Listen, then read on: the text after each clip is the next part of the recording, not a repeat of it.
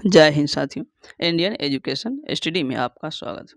आइए हम दोस्तों जानते हैं सब्जेक्टिव पोल्यूशन के केमिस्ट्री से तीसरा अध्याय गैसों के आचरण।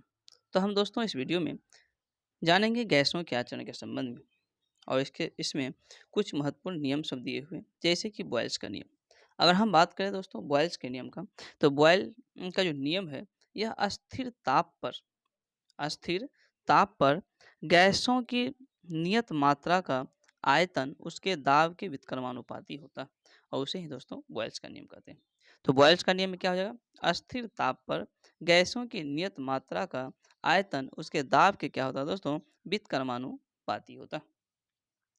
अब है चार्ल्स के नियम। अगर हम बात करें चार्ल्स के नियम का, तो अस्थिर दाब पर किसी गैस की नियत मात्रा का आयतन उसके परम ताप के सीधा समानुपाती होता। और परम ताप बराबर क्या हो जाएगा, टी बराबर 273 degree plus T degree Celsius. परम शून्य ताप, अगर हम बात करें दोस्तों परम शून्य ताप की, तो परम शून्य ताप जो है सैद्धांतिक रूप से न्यूनतम संभव तापमान यानी -273 डिग्री सेल्सियस यानी कि 0 डिग्री केल्विन को ही क्या कहते हैं, परम शून्य ताप कहते हैं। और इस ताप पर दोस्तों सभी गैसों का जो आयतन होता है शून्य हो जाता है। यानी कि परम शून्य ताप पर सभी गैसों का आयतन क्या होता है दोस्तों, तो शून्य हो जाता है।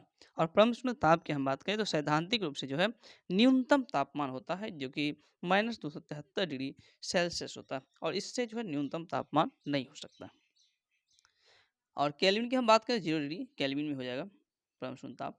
अब है दोस्तों आवोगाड्रो का नियम।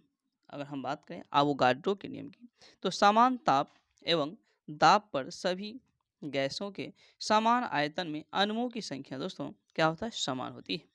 सामान्य ताप व दाब पर विभिन्न गैसों में 1 ग्राम अणु का आयतन 22.4 लीटर होता है।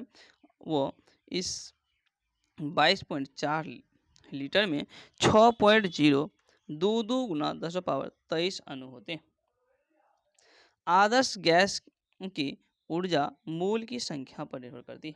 तो दोस्तों आदर्श गैस की ऊर्जा किस पर निर्भर करती है, तो यह दोस्तों मूल की संख्या पर निर्भर करती है आदर्श गैस की ऊर्जा। अवस्था समीकरण, अगर हम बात करें दोस्तों अवस्था समीकरण की, तो अवस्था जो समीकरण है पीवी बराबर क्या होगा, तो एनआरटी। अवस्था समीकरण में पीवी बराबर एनआरटी, जहाँ आर क्या है दोस्तों, तो आर जो है एक मोलर गैस अस्थिरांक। आर क्या है यहाँ, एक मोलर गैस अस्थिरांक। फिर पीवी बराबर क्या होता था, आर टी, जहाँ एन क्या, एन बराबर अगर एक मोल गैस की का अगर मान लेते हैं कि 1 मोल है एन बराबर, तो पीवी बराबर क्या होगा, तो एन तो बराबर 1 हो जाएगा, तो पीवी बराबर आर टी हो जाएगा। अब है दोस्तों गैसों का विसरण। अगर हम बात करें गैसों के विसरण का, तो घनत्व में अंतर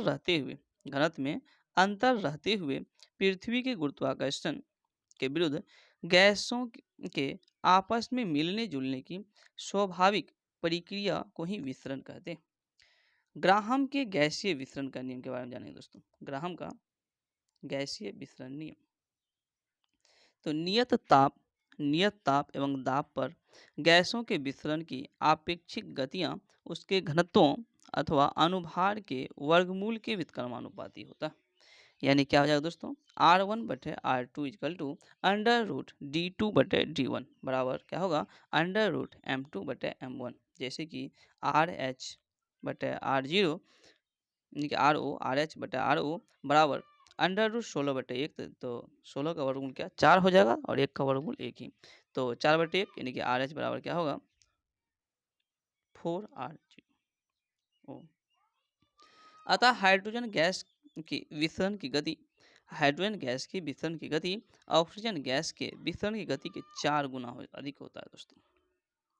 तो ये था तीसरा अध्याय दोस्तों। तीसरा अध्याय यहाँ पर संपन्न हुआ। अगर दोस्तों ये वीडियो अगर आपको पसंद आए, कृपया इस वीडियो को लाइक करें, चैनल पर आप नए हैं तो चैनल को सब्सक्राइब करें और अपने दोस्तों में शेयर करें। Thank you.